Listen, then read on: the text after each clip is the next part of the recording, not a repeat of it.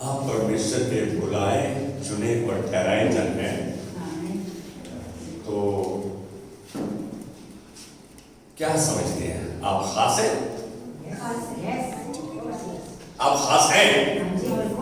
मेरे एक ही बंदे की आवाज आ रही है, तो मुझको तो कोई खासियत दिख नहीं रही तुम्हें किसी कोई। वही लोग निकलते हैं जो आज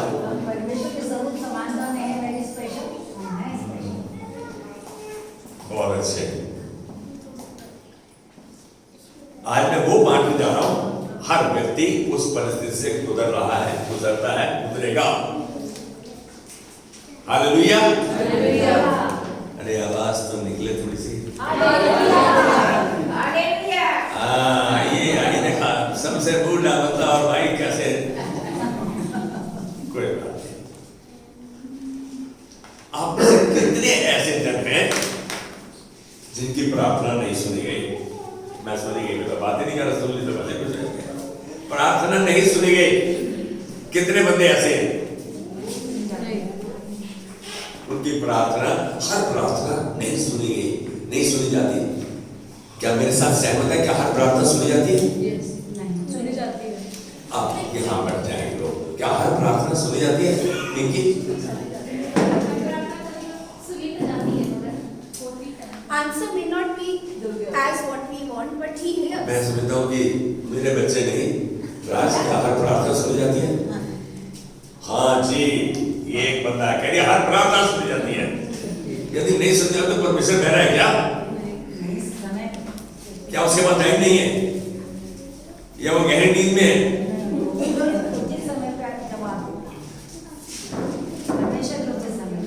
आज जो मैं बांटने जा रहा हूँ उसका फरमान है, उसका शीर्षक है, उसका टाइटल है प्रार्थना पहाड़ों को हिला देती है, हटा देती है। आप किसी चट्टान पे जाके लात मारने लगो तो शायद पहाड़ का मतलब है पहाड़ रूपी समस्या। आप जिस पे सोच सके ये तो कभी काम होगा ही नहीं, ये तो कभी होगा ही नहीं, ये बंदा तो तब्दील होगा ही नहीं, ये तो अड़ियल है। बहुत बार बोल देते है ना, तो सुनता नहीं किसी की। यहाँ कितने हैं जो आज्ञाकारी हैं? हाथ नहीं उठेगा, बता कहीं ना कहीं तो हम चुके हैं। चलिए बेटा आज्ञाकारी किसी इंडिविजुअल को नहीं पूछेगा, क्योंकि हम सब ने पाप किया है और परमेश्वर की महिमा से रिक्त किया है। हमने सबने झूठ बोला है, सबने ऐसे काम किए हैं, सबने ऐसा सोचा है जो परमेश्वर के वचन के अनुसार नहीं। लेकिन मैं आज जो बांटने जा रहा हूं कि प्रार्थना पहाड़ों को हिला भी सकती है, हटा भी सकती है। सच मानो तो प्रार्थना एक सामर्थी हथियार है। प्रार्थना एक हथियार है। क्या वचन इस बात की पुष्टि करता है? अब देखो मैं तो बोलूंगा, क्या वचन बताता है? ओके चल तू खड़ी हो गया, पता नहीं तू कौन बता रहा है आज? हाँ और कौन कह रही? किसी बोलो सीमा कौन है? मेरे लिए कोई और सीमा होगी, मेरा नाम कैसे बुला सकते हैं? यस बेटा। नहीं बोल नहीं अंकल देखो मरकुस 11:24 कहता है कि इसलिए मैं कहता हूँ कि जो कुछ तुम प्रार्थना करके मांगो तो प्रतीति कर लो कि तुम्हें मिल गया है और तुम्हारे लिए हो जाएगा। ये क्या पक्का करना है? ये पक्का है, पक्का है। बहुत अच्छे, वेरी। जो तुमने वचन बोला है शायद मैं उसी वचन के आधार पर आगे चलूंगा। मैं मना नहीं करूंगा कि आप जो कह रहे हो। और अभी आपने कहा कि प्रार्थना सुनता नहीं, मैंने नहीं बोला, बस सुनता है प्रार्थना। फिर सोच लो नहीं सुनता, मैं कह रहा हूं नहीं सुनता हूं, अब बोलो प्रूव कर सकते हो कि सुनता है? मैं कहूंगा नहीं सुनता। हमें ऐसा लगता है नहीं सुनता। एक अच्छा टीचर हो ना, धक्का मार के नीचे करा सकता हूं। प्रूफ कर सकते हैं परमेश्वर प्रार्थना नहीं सुनता। बहुत सी चीजें ऐसी जो प्रार्थना पे लिखा है ऐसा, पर प्रार्थना नहीं सुनता। नहीं हम कर सकते हैं प्रूफ कि परमेश्वर हमारी नहीं सुनता, ऐसा भी प्रूफ है इसमें बाइबल। ऐसा ही हो जाएगा, फिर तुम्हारी सुनेगा भी नहीं। जैसा कहोगे वैसा हो जाएगा। कैसे बात करते हो? वो प्रार्थना, मेरी प्रार्थना नहीं सुनी, मेरी प्रार्थना नहीं सुनता, मेरी समस्या तो पता नहीं। अरे भाई कैसी भाषा बोल रहे हो? जैसा कहोगे वैसा हो जाएगा। तो परमेश्वर भी यही कह रहा है। अब ध्यान से सुनना, दोनों वचन है। मत्ती भाई जैसा तुम कहोगे वैसा होगा। बोलो जी परमेश्वर आजकल मेरी नहीं सुनता, पता नहीं पास से सुनता मेरे को तो पता नहीं, ऐसे ही रहेगा। मत्ती 21 का 21 और 22, मत्ती 21 का 21 और 22।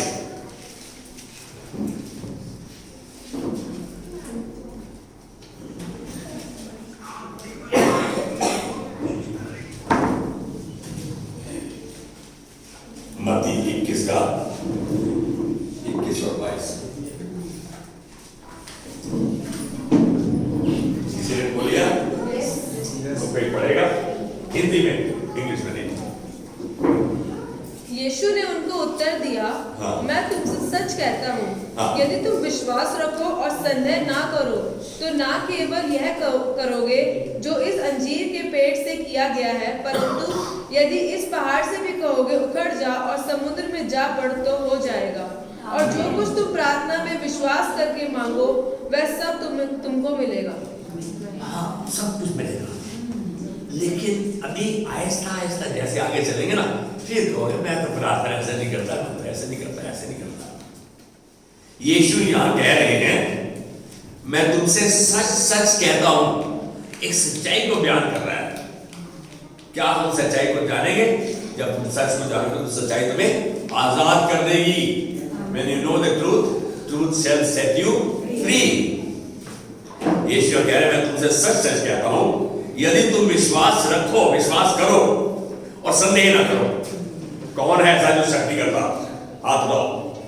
101% शक करते हो, 1% ज्यादा कह रहा हूं।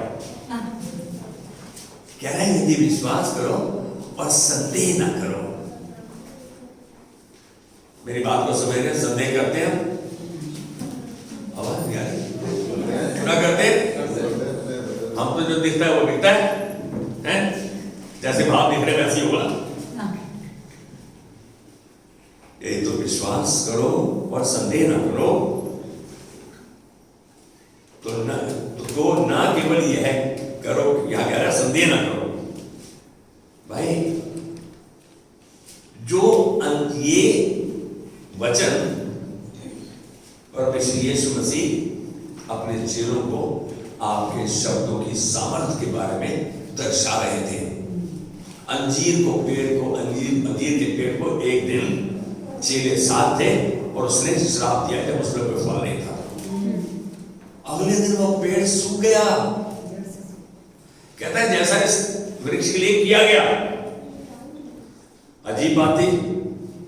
परंतु यदि जो हुआ ना, इतना नहीं, खाली यदि तुम इस पहाड़ से कहोगे उखड़ जा और समुद्र में जा पड़ तो ये हो जाएगा।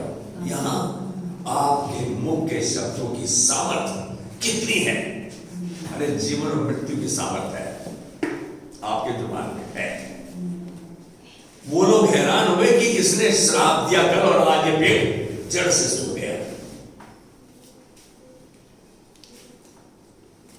ये तो अजीब बात है। जो कुछ तुम प्रार्थना में विश्वास से मांगोगे वह सब तुमको मिलेगा। ये बात सब। अब हम खाली ये वचन पढ़ा और बाकी वचन को देख ही रहे। बाइबल को अपने हिसाब से वचन उठाते हैं, अपने हिसाब से उनके बातें को लेते हैं और फिर बोलते हैं, फिर देते हैं हुआ नहीं। बोला पड़ोसी को बोली करो, सुनेगा क्या? कर तो यही रहे हैं। हम क्या जो कह रहे हैं क्या वो वचन के संतुलन में है? यहां वचन दर्शा रहा है कि आप प्रार्थना के द्वारा पहाड़ को हटा सकते हैं, हिला सकते हैं। यहां साफ दर्शा है। आहिस्ता आहिस्ता आगे चलेंगे।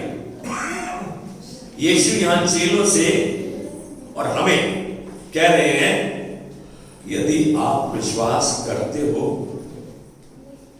और पर विश्वास करके पिता परमेश्वर से मांगते हो, यदि आप विश्वास करते हो और मांगते हो, तो आप पहाड़ जैसी समस्याओं, रुकावटों को हटा सकते हो।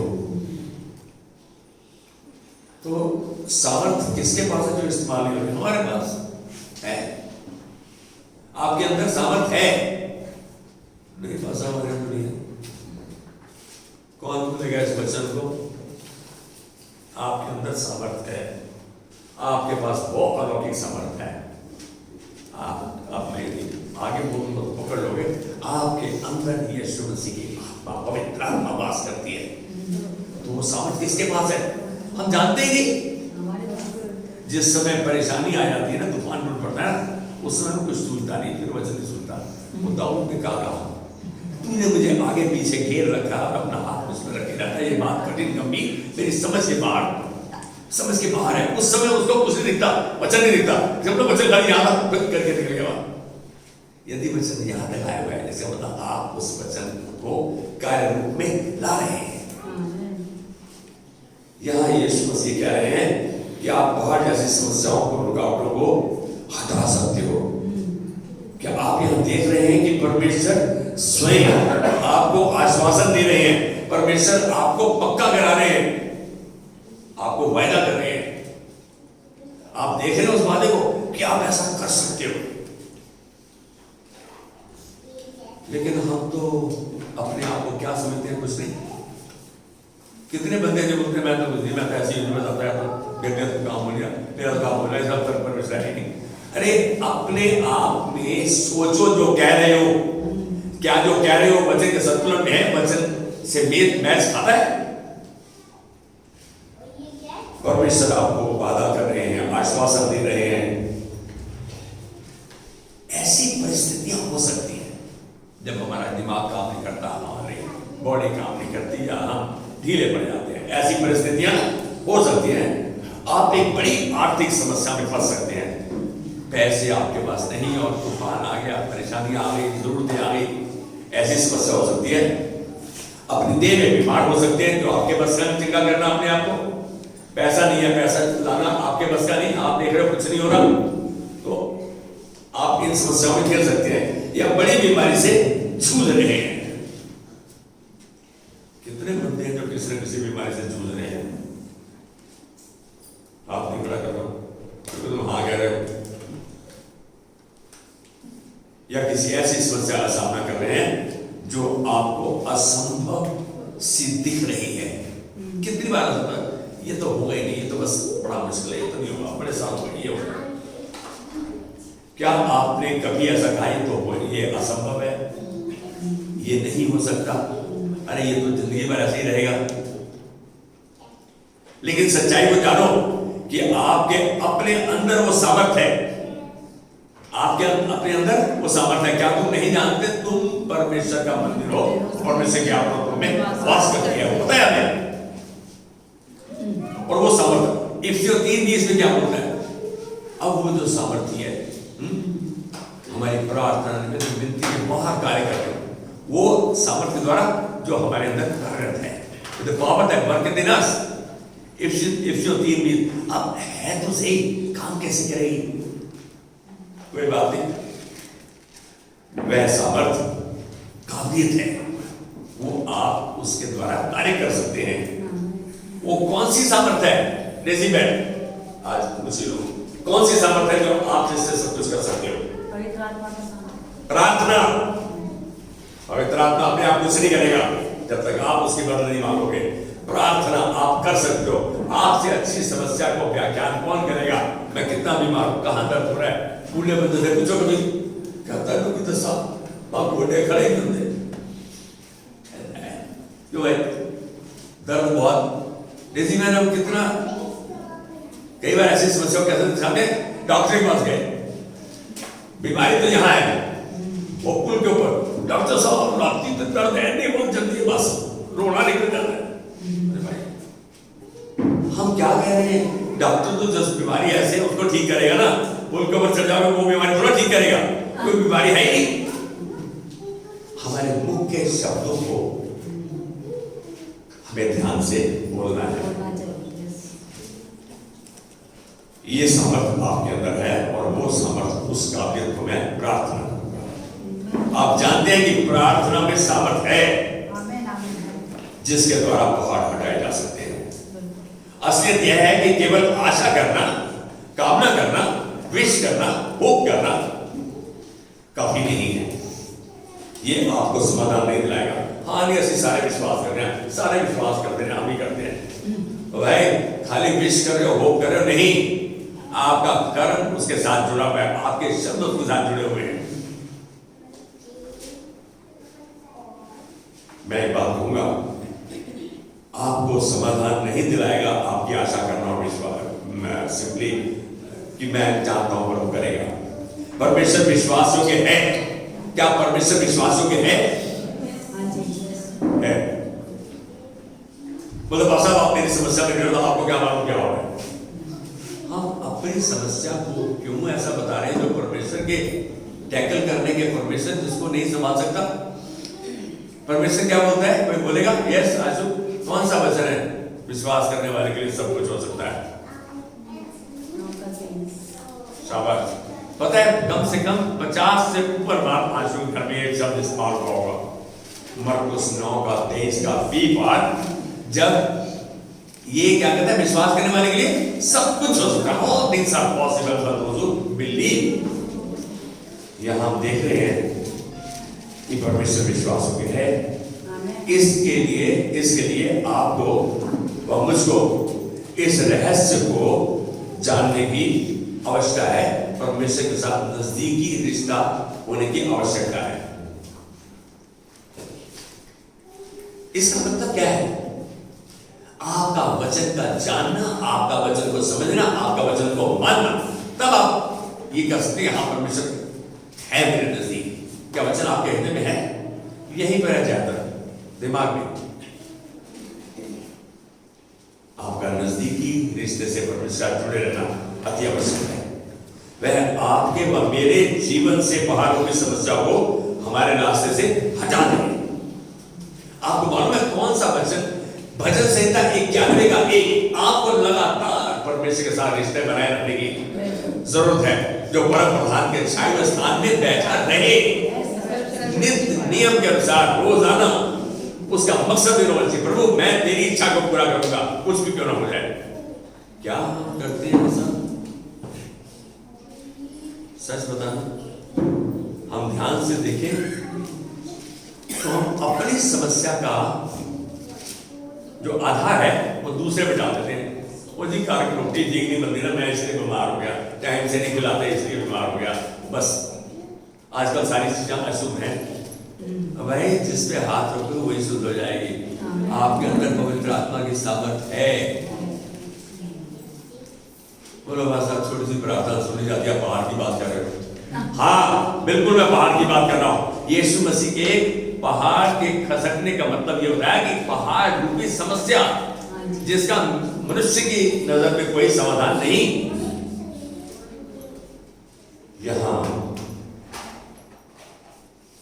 सफल प्रार्थना, आपकी प्रार्थना उत्तर लेकर आए। उसका रहस्य क्या है? वो है कि आपका प्रभु के साथ निजी संबंध, आपका उसके साथ रिश्ता, आपका उसके साथ सामर्थ्य, आपका रोज उससे मिलना जुलना, उसको कहना और उससे सुनना।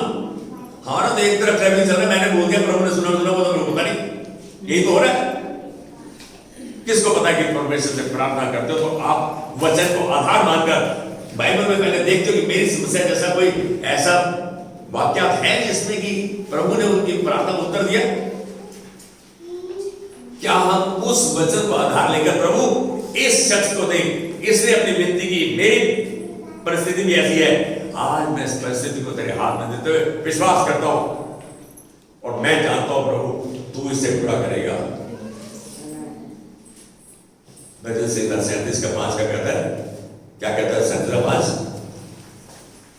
भजन संहिता 37:5 खोलने के लिए नहीं कहा। अपने मार्ग की चिंता यहोवा पर छोड़ते कहा है। हम तो थैला लेके वापस चल पड़ते घर में। अपने मार्ग की चिंता यहोवा पर छोड़, उस पे भरोसा रख, वही पूरा करेगा। कहां हम तो हालात जाना शुरू कर देते हैं। यदि आप सच में प्रार्थना को सफल देखना चाहते हैं तो आपकी प्रार्थना वचन पर आधारित होनी चाहिए। आपकी प्रार्थना वचन के साथ जुड़ी रहनी चाहिए, वचन उसको सपोर्ट करना चाहिए। परमेश्वर एक ही चीज से बना हुआ है, अपने वचन के द्वारा। वो अपने वचन को बैक करेगा, उसको आपको आधार बना देगा। आप वचन का बता, आप परमेश्वर, वचन परमेश्वर है। आप जानो इस बात को, आदि में वचन था, वचन परमेश्वर के साथ था, वचन परमेश्वर था, वचन परमेश्वर है। सब कुछ उसी के द्वारा उत्पन्न हुआ, उसके बगैर कोई भी चीज ऐसी नहीं जो उत्पन्न हुई हो। यदि आप प्रार्थना को सफल देखना चाहते हैं तो आपकी प्रार्थना वचन पर आधारित होनी चाहिए, तभी आप उत्तर समाधान की आशा कर सकते हैं। You can expect an answer. मेरी बात को समझ रहे? पवित्र शास्त्र कहता है, ध्यान से सुनना, मत्ती 7 का 7, मांगो तो तुम्हें दिया जाएगा, खटखटाओ तो तुम्हारे लिए खोला जाएगा, ढूंढो तो तुम पाओगे। पता तो है, ना मांग रहे, ना आशा कर रहे, ना विश्वास कर रहे। अरे भाई ऐसे ही बस पेंडुलम की तरह लग रहे। आज एक बात जानो, आप पक्का कर लो कि जब भी मैं प्रार्थना करूंगा किसी विषय में, परमेश्वर के वचन के आधार पर करूंगा। कितने बंदे हैं जो पहले परमेश्वर का अपनी समस्या के संबंधित वचन देखते हैं फिर प्रार्थना करते हैं? कितने बंदे हैं? मैं समझता हूं कि यदि 40 में से 2 बंदे हैं तो बाकी क्या कर रहे हैं? क्या नहीं, बस प्रार्थना करो सब ठीक हो जाए, अच्छा लड़का मिल जाए, बस वो मेरी सारी बात माने। अरे एक बार बताया था, एक टेलीफोन आ गया दूसरी स्टेट से, और उसने खूब हल्ला मचा के बस मेरा बॉयफ्रेंड नहीं मिलता, ये मिल जाए, वो मिल जाए, मेरी माँ माने, बाप माने, बस वो मेरे सारे कहने वाले नहीं माने। तो मैंने छोड़ से प्रार्थना कर दी, मैं कहाँ तक कान को बंद करूं? मैंने छोड़, कहते बस इतनी सी प्रार्थना काम हो जाएगा। वो बोल रही है कि बस इतनी सी प्रार्थना काम हो जाएगा। मैं बोला जहर की तो भूत खाने तुम्हारे मुंह लगा तो मर जाओगे भाई। प्रार्थना परमेश्वर की सामर्थ है उद्धार तक के लिए, लेकिन हम ये चीज को समझ नहीं पा रहे हैं। एक तरीका है जिससे विश्वास कमजोर हो जाता है। मेरी बात को ध्यान सुना, अब मैं आहिस्ता आहिस्ता, पहले तो प्रार्थना में आपका विश्वास होना चाहिए, उसमें संदेह नहीं होना चाहिए। दूसरा, वचन पर आधारित होनी चाहिए, वचन उसको सपोर्ट करे। ये अब वकील बन जाओ ना, परमेश्वर के सामने आने दो, वकील का काम कर दो, प्रभु तूने इसके लिए किया, मेरा केस ही है, मेरे लिए भी कर। कह सकती हो कितना खुश होता है प्रभु कि मेरे बेटे को, मेरी बेटी को मेरा वादा पता है। कितने वादे, कितनी वाचाएं हैं बाइबल में, पता है किसी को?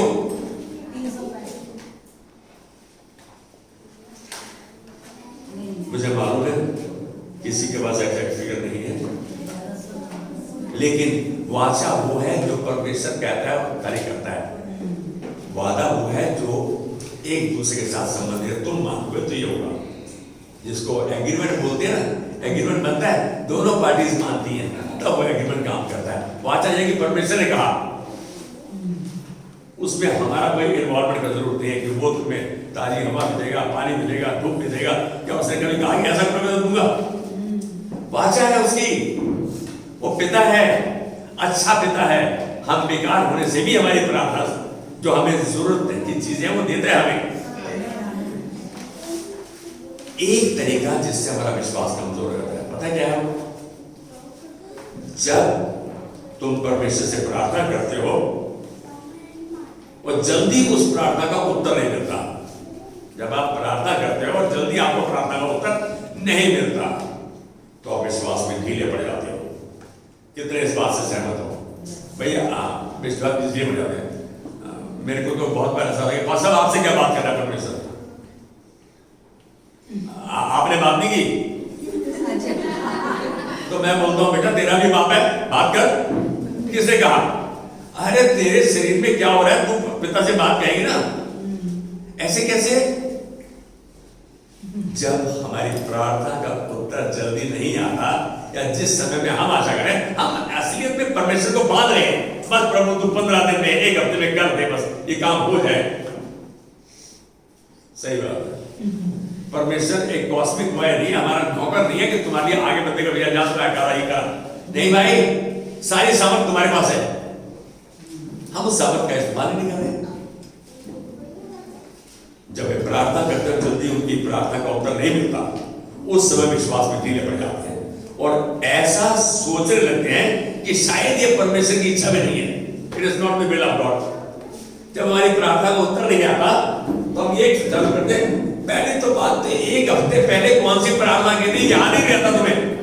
कितने दिन को याद रहता है? कितने डायरी मेंटेन करते हैं? कितने लिखते हैं कौन सी प्रार्थना आई और जो उसका उत्तर आ गया तो उसको टिक कर दिया, धन्यवाद दिया प्रभु को। ऐसी जरूरत क्या है? तो डॉक्टर की पढ़ाई तो बेकार है जड़ी बड़ी दवाई करते। यहां कितना जरूरी है कि आप विश्वास में जब ढीले पड़ गए और ये समझने लगते हो, ये अपने मुंह से कह लो शायद परमेश्वर की मेरे लिए इसकी इच्छा नहीं है। ज्यादातर रिश्तों में बात होती है, लड़की के लिए एक लड़का देखा, दूसरा देखा, तीसरा देखा, अब एक लड़का बड़ा पसंद आ गया, मम्मी को पुश कर दिया, मम्मी आप अब यही लड़का चाहिए, या आप खुद पुश कर लेते हो। जब वो नहीं मिलता तो सोचते कि शायद परमेश्वर की मेरे लिए इच्छा नहीं थी। ये क्या है कि आप क्या कहना चाह रहे हैं? मैं कहूंगा क्योंकि आपने अपनी विनती, निवेदन, प्रार्थना धन्यवाद के साथ परमेश्वर के सम्मुख नहीं ले गया है। क्या उत्तर दे तभी वो परमेश्वर है, या आपके समय में उत्तर दे तो वो परमेश्वर है? नहीं, उसने कहा मुझसे प्रार्थना कर, मैं तेरी सुनकर तुझे बड़ी बड़ी कठिन बातें बताऊंगा जिनको तू नहीं समझता। यिर्मयाह 33:3। लेकिन क्या उसने कहा कब उत्तर देगा, कहां देगा, कितने दिन में देगा, क्यों देगा? कभी उसने कहा उसकी इच्छा है, जब उसको ठीक लगता है तब वो अपने उचित समय पर प्रार्थना का उत्तर देता है। लेकिन क्या हम इंतजार करते हैं? पर हम तो बर बोलते रहते हैं। परमेश्वर कहता है बी स्टिल एंड नो, एकदम शांत हो जा और जान कि मैं परमेश्वर हूं। शांत हो जा, अपने हाथ पीछे करके बांध ले। हम तो उतरे से हम ही करेंगे सर, नहीं तो काम ही नहीं होगा। जब यहोवा ये कह रहा है, उसका वचन कह रहा है कि अपने मार्ग की चिंता यहोवा पर छोड़, उस पे भरोसा रख, वही पूरा करेगा। तो हमारा बीच में क्या काम है? प्रार्थना, विनती, धन्यवाद के साथ परमेश्वर के सम्मुख लेकर आए। हमारा खाली पोस्टमैन का काम है, बाकी इंतजार कर रहे हैं, उसको धन्यवाद देना है। तब तक धन्यवाद। आप एक बात जानो, परमेश्वर प्रार्थना को उत्तर देता है। जब उसने कहा मैं दूंगा तो देता है, और मैं कहूंगा देता है। जब वो देता है तो फिर आप कैसे कहते हो हम उसकी बात जो है, जो बात जोते हैं, जो परमेश्वर की बात जोते हैं उत्तर के लिए, परमेश्वर उनकी सामर्थ्य को नया करता है, उनके बल को नया करता जाता है। हम शायद किसी चीज से जूझ रहे हैं और हमारे नहीं हो रहा, क्या वो परमेश्वर की इच्छा है? ऐसे में तो अब्राहिम तो पागल हो गया होता। और कितने ऐसे केसेस हैं। लेकिन आज एक बात समझ में आ रही है कि मेरी प्रार्थना का उत्तर जिससे पहाड़ हिले, आधार है आपके पास वचन। विश्वास करते हैं आप? संदेह आपको अलग करना होगा। विश्वास और अविश्वास में खाली आग का फर्क है। इधर विश्वास रस्सी खींच रहे हैं, इधर अविश्वास खींच रहे हैं, वही खड़े हैं। हाँ, पास्टर साहब आए थे, प्रार्थना करेंगे, हम देखेंगे। अरे भाई, प्रार्थना कर रहे हो या आप अपनी जजमेंट दे रहे हो? परमेश्वर चाहता है कि जब आप उससे बात कर रहे हैं, आप उसके वचन के आधार पर बात करें, विश्वास करें, संदेह नहीं करें, और फिर इंतजार करें। बात जो है उसको धन्यवाद का बलिदान चढ़ाएं। ऐसा क्यों है? क्योंकि परमेश्वर को यही दान खाता है। वचन सीधा 50 का 14 बोलता है परमेश्वर को धन्यवाद ही का बलिदान चढ़ा और परम प्रधान के लिए अपनी मन्नतें पूरी कर। हम तो करे नहीं करे हैं, स्वर्गीय पिता को तो करना होगा, हमारे प्रकृति बाप को तो करना होगा। आज एक बात जानो, यहां साफ कह रहा है परम प्रधान के लिए अपनी मन्नतें पूरी कर। फिर बोलता है संकट के दिन में मुझे पुकार, मैं तुझे छुड़ाऊंगा और तू मेरी महिमा करने पाएगा। परमेश्वर उत्तर के लिए बता रहा है, हम इंतजार कहां करते हैं? फिर जब हमारे लिए उचित है, क्या हम वो करते हैं? परमेश्वर के वचन का आज्ञा पालन नहीं करते, सहूलत और समझौते का जीवन जीते हैं। मीतू ने आज देने के बारे में बता रही थी। आप क्या समझते हैं? गेहूं के दाने की बात हुई। गेहूं का दाना बोरी में पड़ा हुआ है और वो बोरी के दुकान पे और टीम मारता है, हम जंगल है, हम खेत है, हम ये है वो है। तो उसको बोला गया जब तक गेहूं का दाना जमीन पे गिरता नहीं, गलता नहीं, सड़ता नहीं, मरता नहीं, फलता नहीं, वो फल। तो क्या आप उत्तर चाह रहे हैं? आपका काम क्या है? हमें देखते हैं कि परमेश्वर का उत्तर देता है जब मुझे जरूरत नहीं है। भाई वो देता था जब जरूरत है। He answers your prayer, उचित समय पर आपकी प्रार्थना का उत्तर देता है। लेकिन बहुत ऐसी समस्याओं से निवारण केवल वचन पर आधारित प्रार्थना में संभव है। बहुत बड़ी समस्या है वचन पर आधारित होने से। पहला यूहन्ना 5:14-15, पहला यूहन्ना 5:14-15, ये चाहोगा कोई वचन को पढ़े।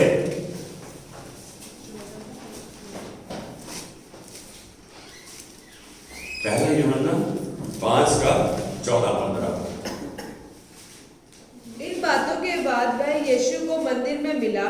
यीशु ने उससे कहा, देख तू चंगा हो गया, फिर से पाप मत करना, ऐसा ना हो कि इसे कोई भारी विपत्ति तुझ पर आ पड़े। पहला यूहन्ना। और हमें उसके सामने जो याद होता है वह यह है कि यदि हम उसकी इच्छा के अनुसार कुछ मांगते हैं तो हमारी सुनता है। अरे भाई उसकी इच्छा, इसका मतलब उसके वचन के अनुसार, उसके वादे के अनुसार, उसकी वाचा के अनुसार यदि मांगते हैं तो वो सुनता है। कितनी बड़ी बात है। यहाँ हम देख रहे हैं कि हम उत्तर की आशा कर रहे हैं। जब आपकी प्रार्थना वचन पर केंद्रित, वचन द्वारा प्रेरित, वचन पर आधारित रहती है तो आपको प्रार्थना का उत्तर मिलता है। वचन आपका आधार है, फाउंडेशन है। मैं तो देखा हूं कि कोई आ जाए तो उसका भी मुंह नहीं खोला, पास्टर प्रार्थना शुरू कर देता है। अरे भाई इससे पूछते लो, बोलते पास्टर उतनी देर तो आप आधी देर में प्रार्थना करोगे। हाँ तुम यही क्विक फिक्स सॉल्यूशन चाहते हो, बस ऐसी वो उसकी क्विक फिक्स की डाली और चक करके चिपक गया। परमेश्वर है, वो सब कुछ जानता है, आप सब कुछ नहीं जानते, आपको वचन तक का ज्ञान नहीं है। वचन पर केंद्रित, वचन पर आधारित, वचन द्वारा प्रेरित प्रार्थना का उत्तर आता है। कह रहा है कि विश्वास में स्थिर रहो, वेट करो, परिस्थिति उसी समय नहीं बदलेगी, समय लगता है। प्रभु इसका कैंसर आज ही ठीक हो जाए, बस आज ही निकाल के इसको आज ही गिर जाए। आप परमेश्वर को क्यों कंडीशन में बांध रहे हो? वो तो परमेश्वर ने क्या कहा किसको मालूम है? फिलिपियों 4:7, 4:6 में बोलता है किसी भी बात की चिंता न करो, हर बात में तुम्हारे निवेदन, विनती, प्रार्थना धन्यवाद के साथ परमेश्वर के सम्मुख उपस्थित किए जाए। आपका काम परमेश्वर के हाथ में प्रार्थना देना है वचन के आधार पर। करता वो परमेश्वरी शांति जो आपकी समझ से परे है तुम्हारे हृदय और विचारों में सुरक्षित रखेगी। परमेश्वर आपसे क्या चाहता है? आप किसी प्रार्थना में फटाफट कैसे चल पड़ते हैं? आपको पता है, मैं अभी किसी डॉक्टर से मिला, मैं देखा कितना पेशेंस है उसको। आयुर्वेदिक में ओल्ड सेक्रेटरी में PhD है और बहुत अच्छा उसका मतलब इतने आराम है उसमें, इतनी शांति है वो पूरी सुनता है। मैं ठीक हो जाऊंगा, हाँ बिल्कुल ठीक हो जाऊंगा। हम सुनते हैं प्रार्थना से पहले। आज बता तेरी सहेली का फोन आया, मेरी प्रार्थना बनी और काम है, बस कैसे बची कराओ। मेरे साथ तो हमेशा होता है कि सरदार क्या चलेगा, कहते सर जी ऐसी कुंडी घुमाओ सब कुछ हो जाए। यार आप क्या चाहते हो? मैं जादूगर हूं क्या? वो भी नहीं कर सकता। बस मजबूत सी प्रार्थना करो यार, कमजोर और मजबूत प्रार्थना। यदि प्रार्थना वचन पर केंद्रित है, वचन पर आधारित है, वचन द्वारा प्रेरित है, उसका उत्तर आएगा। आप परमेश्वर कहता है मुझे याद दिलाओ, bring me to put me to remembrance, where से मैंने कहा मुझे याद दिलाओ। इसका मतलब वकील की तरह हो, एक ना समझ की तरह मेरे सामने नहीं आओ। आज कुछ मालूम पड़ रहा है कि मैं वचन में जानना जरूरी है, मेरी समस्या जो है किस समाधान के साथ संबंधित है। जानी बड़ी चाहते हो परमेश्वर परम ईश्वर वो आपकी प्रार्थना सुने, आपको समाधान दे, अनंत समाधान। आपने तो उसको लेबर बना दिया है। हमें शांत रहना है। जैसे आप विश्वास में मानते हैं, आपके लिए परमेश्वर, आपको मालूम है आप विश्वास में मांगते हो, परमेश्वर का काम उसी समय शुरू हो जाता है। कौन जानता है इस बात को? कहां से मैं किस संदर्भ में बात कर रहा हूं? मैं दानियल ने जब प्रार्थना की ना, तो जो स्वर्गदूत था वो उसको उत्तर देने के लिए आया, उसको 21 दिन लग गए। उस स्वर्गदूत ने दानियल को बताया तेरी प्रार्थना तो सीधी थी, मैं मल्ल युद्ध करता आ रहा था उनसे, आप क्या समय नहीं देंगे? आटा देता हूँ 5 किलो, चपातियां नहीं खाते हो।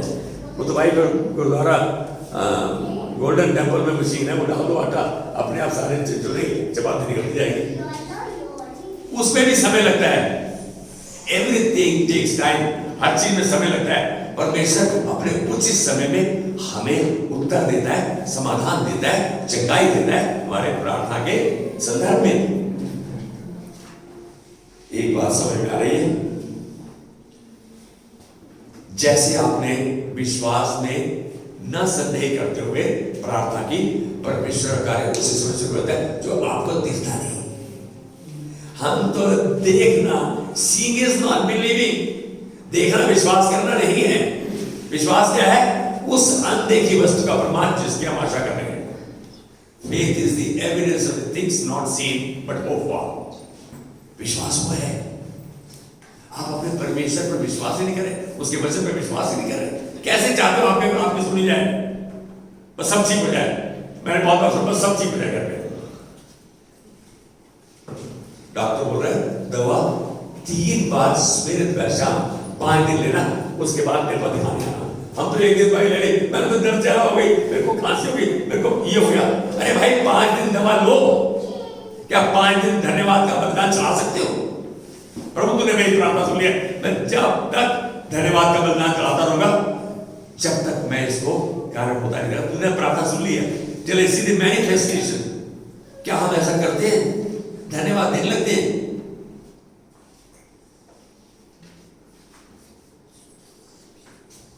मैं क्या कहूं, यह जानो आपके लिए परमेश्वर नहीं चाहता कि आप हार या असफलता का सामना करो। परमेश्वर नहीं चाहता कि आपकी हार हो, असफलता में रहो। किसी भी क्षेत्र में वो नहीं चाहता कि आप हारो और असफल हो। वह चाहता है कि हम प्रार्थना ही के द्वारा हर क्षेत्र की समस्याओं पर जय पाए। वो चाहता है मैं जय जरा जयवंत से बढ़कर मोर देन ए कॉन्करर, वह आपके लिए चाहता है जयवंत से बढ़कर। ये तो अजीब बात है।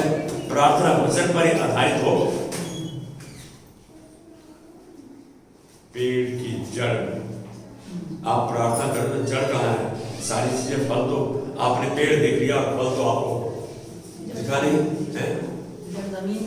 फल होगा तो पेड़ जाना जाएगा। ये कौन सा पेड़ है? मेरी बात को समझ रहे? आपका विश्वास जड़ बन जाता है पेड़ की। आप चाहते हो कि पेड़ फले फूले, तो उसमें वचन का पोषण होना चाहिए। आपको पेड़ है, उसमें वचन जाना चाहिए, रोजाना रोजाना आपकी बात होनी चाहिए। आपका परमेश्वर से संबंध लगातार बना रहना चाहिए। सच बताऊं, आज मैं रात को 2:15 बजे उठ गया था। कितने बजे? 2:15 बजे। हल्का सा लगा शायद तबीयत ढीली हो रही है, लेकिन ऐसा नहीं था। ऐसा नहीं था। मैं उठा, कोशिश तो करता हूँ एक बिस्किट खा लूं, चाय बना ली अपने आप, पी। मालूम है सवेरे 5:45 बजे जब एक बात थी जो परमेश्वर ने कहनी थी, जब वो कह दी, मैं इतना खुश हो गया। आपको वो उठाता आता है तो आपसे बात करने के लिए, लेकिन क्या हम उस समय उठने को राजी हैं? मैं दुबई समय दुबई के बाद नहीं सोया। प्रभु धन्यवाद करता, प्रभु तेरा मकसद पूरा हो, मैं यहाँ मैं भी यहाँ। क्या हम कहते हैं उसको, बोलते हैं उसको? आज नींद पूरी नहीं हुई, शरीर टूट रहा है, ये नहीं बोला प्रभु धन्यवाद। प्रभु की उपस्थिति में का एक दिन दूसरे स्थानों के 1000 दिनों के बराबर है। One day in His presence is more than 1000 years elsewhere. आप ये जानो कितना जरूरी है। हम तो देखने के पास विचार कर रहा, मैं भी विचार कर सकता हूँ। हाँ, ऐसे ही पास से भी सोचता था। जब विदेश से आया, मुझे अपने पे खबर था मैं बड़ा अच्छा बोलता हूँ, बहुत अच्छा लेक्चरर और टीचर हूँ। 10 साल तक माइक हाथ में नहीं आया। कितना? 10 साल तक। भाई परमेश्वर उचित समय में आपको फल भी देता है, आपको प्रार्थना सुनता भी है, आपको मजबूत करता है। पहले दीदी पेड़ का पौधा निकला है, उसे फल आए थे अनार के, आम का, क्या पहले दिन आया था? भाई यदि आपने बीज बोया, पौधा हुआ, बड़ा हुआ, टहनियां, और फिर वो वृक्ष बना, इसमें समय लगता है। तो क्या आपकी प्रार्थना का समाधान, आपकी बीमारी का समाधान, आपकी आर्थिक समस्या का समाधान ऐसे हो जाएगा? बोले परमेश्वर चाहे सब कुछ कर सकता है। पौलुस जैसा बंदा जो शाऊल था, दमिश्क की रोड में जा रहा है, मालूम है क्या हुआ उसको? अंधा हो गया।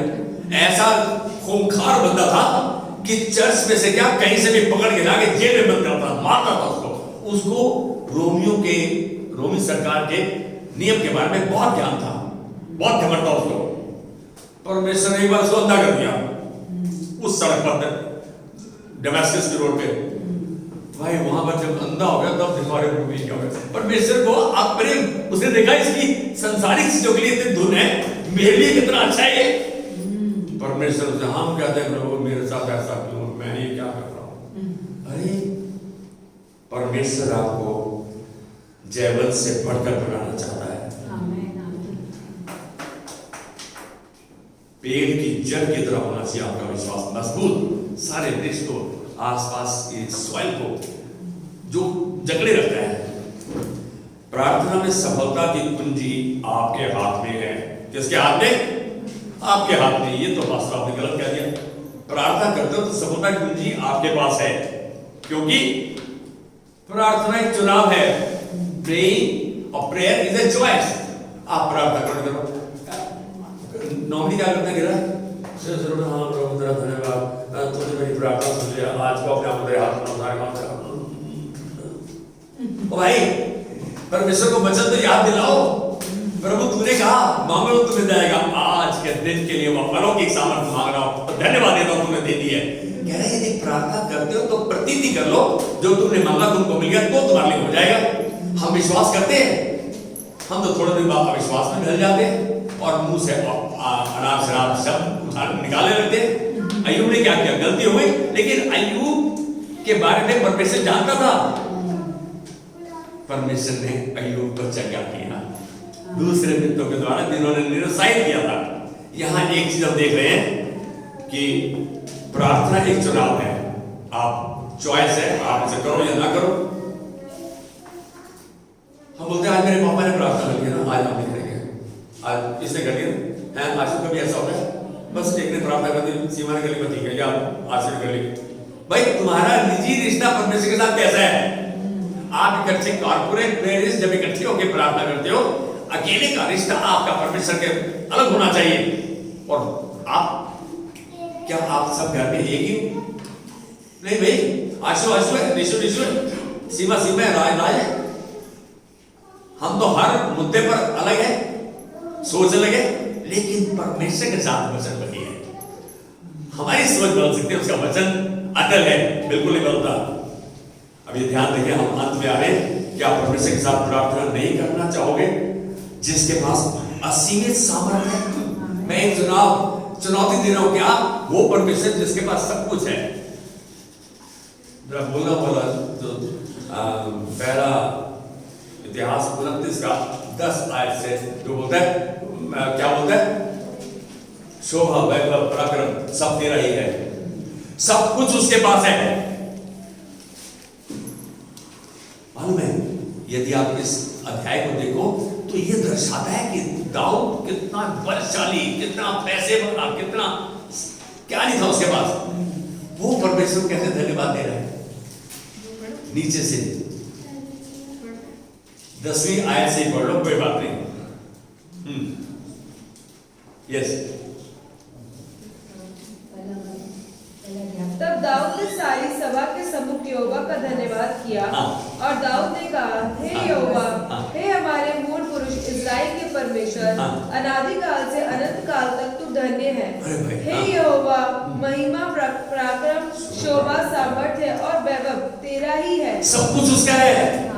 और हम कह रहे हैं मैं मालूगा, मैं देख लूंगा, क्योंकि आकाश और पृथ्वी में जो कुछ है वह तेरा ही है। अरे भाई, हम किसके हैं? परमेश्वर के। ये बात भूल जाते हैं। हे यहोवा, राज्य तेरा और तू सबों के ऊपर मुख्य और महान ठहरा है। अब देखो यहाँ से सब कुछ परमेश्वर का है। धन और महिमा तेरी ओर से मिलती है। बस ये तक, हाँ, लोगों बनाना तेरे हाथ में है।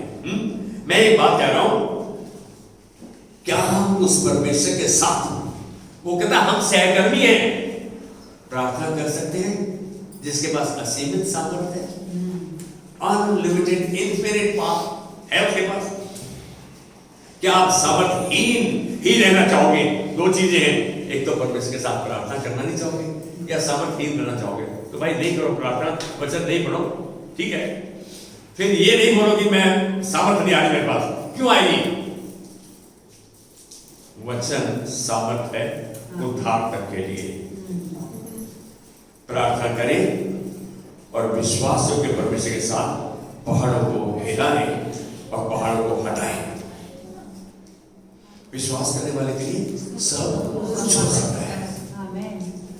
वचन के संतुलन में होकर प्रार्थना करें।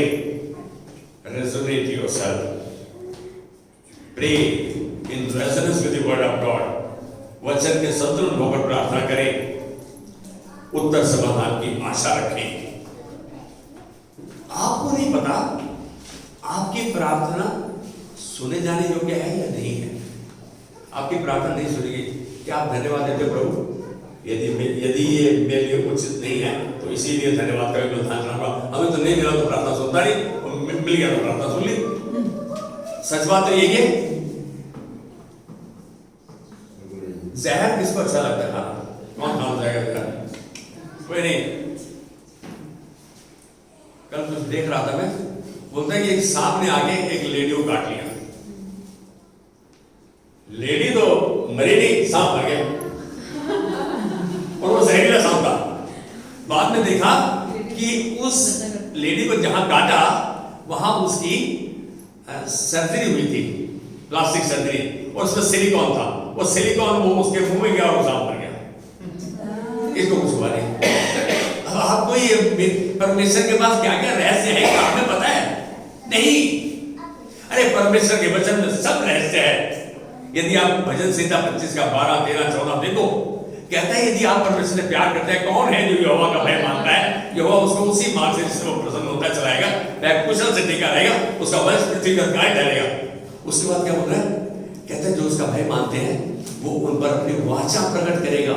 इसका मतलब जो वो करना चाहता है वाचा, कब? जब आप उससे प्यार करेंगे, जब आप उसके नजदीक में बने रहेंगे। यार परमेश्वर चाहते हैं आपके साथ संगति करना, और हम संगति नहीं करना चाहते, समय बिताना। तो आप सोच लो, किसी ने देखी थी मासूम पिक्चर? अब देखो मैं संसारी नहीं उतरूंगा, मासूम पिक्चर। वो बच्चा जानता ही मेरा बाप है कि हाँ ये मेरे दोस्त का बेटा है। तो जो दूसरा दोस्त है कहता है, बच्चे को पता है, कहता तेरे को चिट्ठी में लिखा है, चिट्ठी में लिखा है। वो चिट्ठी उसके पास है कि तेरा बाप ये है। वो चिट्ठी उसे लिखी थी।